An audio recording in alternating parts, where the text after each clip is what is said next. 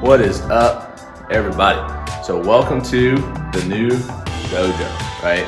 You got a screen blocking off so you can't see all the crazy crap that's happening on the other side of this wall. But this is the training center. You got a TrackMan sitting there running on a projector. We're working on getting some of the images just a little bit better, but right now looking pretty good. It's pretty excited to get you guys some more tips coming out of this new awesome facility of mine.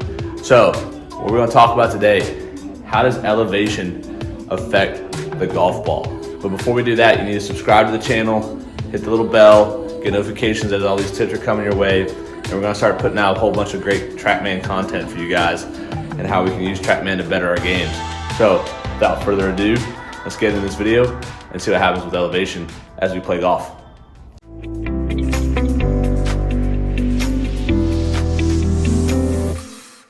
All right, so I've had a lot of people ask about elevation. They've played over in the mountains. And if you've watched Zach Radford's channel, you can see he's actually played below sea level, so we'll do some stuff down there and play with some of those metrics.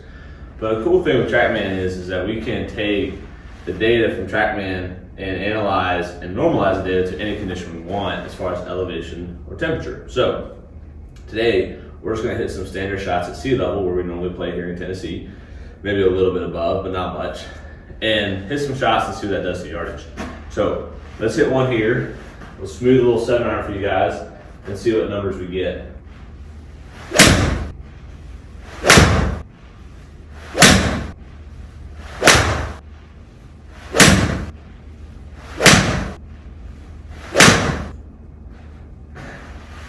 All right, so now we have a nice little group of golf shots. Let's go take a look and see what happens when we start to look at the data, break it down, look at some averages, and then apply different elevations to see how that's going to affect our golf shots and see if we can come up with a little bit of a formula for you guys on what's going to happen when we try to break down elevation gain to yardage gain. Okay, so here we go. We're breaking down the 7-iron, and we can look at my average carry hangs out just under 180 for a 7-iron, and this is at sea level again. So no adjustment for elevation, nothing like that. So average carry, average dispersion, okay, not bad for a golf pro that doesn't practice. So now what's cool is we can come into the settings of TrackMan and I can alter the elevation. So let's go to just 1,000 feet of elevation, and then I can normalize that data,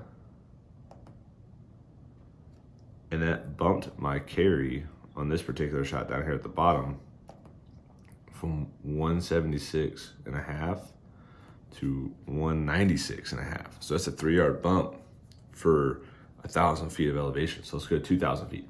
Let's just see what happens. So we go up 2,000 feet of elevation. Now it'll be interesting to see if this goes up 6 yards or if it goes up another, like even more or less. So then we normalize 183, so about 7 yards, 6.5. So that's not horrible, actually. So 6.5 yards for 2,000 feet of elevation. Let's see if we go to 4,000 feet, see if it's at 13 yards. See if the math holds true.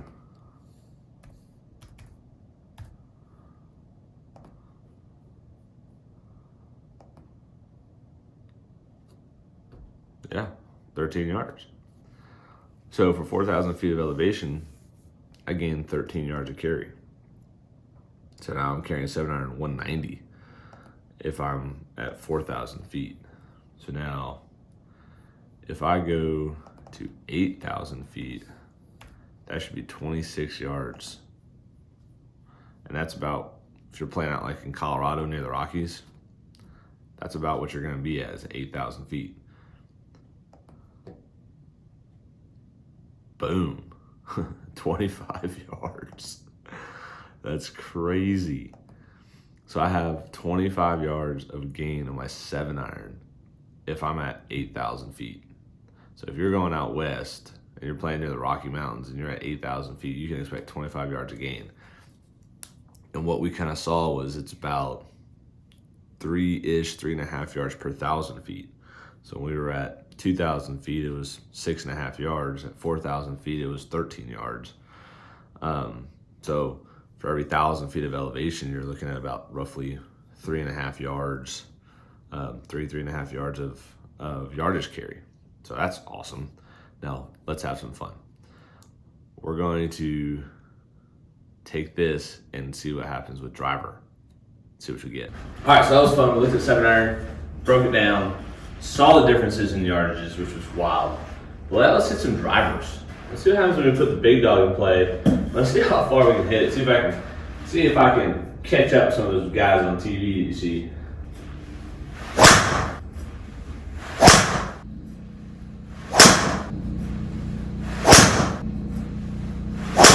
So we got another good group that we can take a look at. Let's go play around some elevation even more. Let's see how ridiculous we can make driver go. See how far we can hit it. Okay, so we just got done hitting driver. And what we have here is the data from my driver hits. And what you can see is we have 5 drives, 1 balloon out to right field, which is, one if you see me on Zach Raffer's channel, I'm known for. And then a few other draws and 1 little overdraw. And hanging around just under 280 carry. So not bad for never practicing and body not feeling 100% all the time. But either way, and not even hit my driver for that matter. But that's besides the point, neither here nor there. So with the 7-iron, we saw roughly 3.5 yards per 1,000 feet of elevation gain. So by the time we got to 8,000 feet, it was like 27, 26, 25 yards of carry. So let's take driver and just put it up there at 8,000 feet right out of the box. And let's see what we get. So that driver we're looking at right now is 273 carry. And normalize. Oh, 313. What?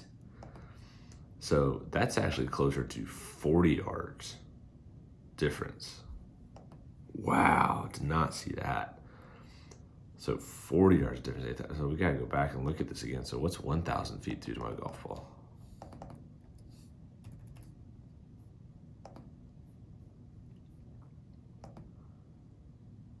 Wow, okay. So that's closer to 5 yards a difference, right? Because we got 273, 280. So yeah, 5 yards on 1,000 feet of elevation with driver. So I guess that's the difference in the spin rates. So let's do most of that. Let's go to 2,000 feet. Let's see if that's 10.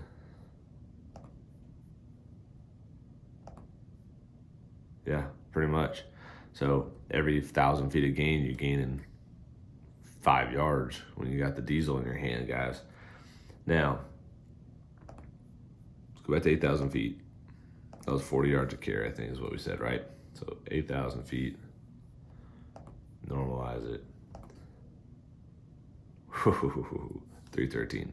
Now, the little child in me has to know what happens. Like what is the maximum we can hit driver with elevation. So let's see what TrackMan gives us as the most, like the ceiling, I guess, is the highest they think we could hit a driver from. So if I went 40,000 feet, altitude must not be less than 0 or greater than 32,800. Okay, so back that up. 32,000 feet. 272 at sea level, 273 at sea level. We're about to see what happens when I hit it off the top, the top of Mount Everest. Oh, look at the total. 438 yards. What? That is insane. 346 carry. So that moves it from 273 to 346. That's nuts. So a little more than 70 yards of carry, but then increases my total by 150 yards. Oh my God. I feel like this is the old course of St. Andrews, and it's saying I hit it up there by the green in the tee box. This is nuts. Anyways, so needless to say, you can gain more yards off the tee at higher elevations than you will with your irons, but you're still going to gain roughly 3 to 5 yards and per 1,000 feet, and you can anticipate that as you go to hit your shots. So hopefully you guys have enjoyed the videos and you enjoy learning a little bit about what elevation can do for your game as you go to different elevations.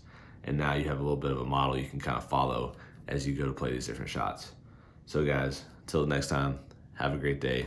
Look forward to talking to you again soon. Get out there, make a bunch of birdies.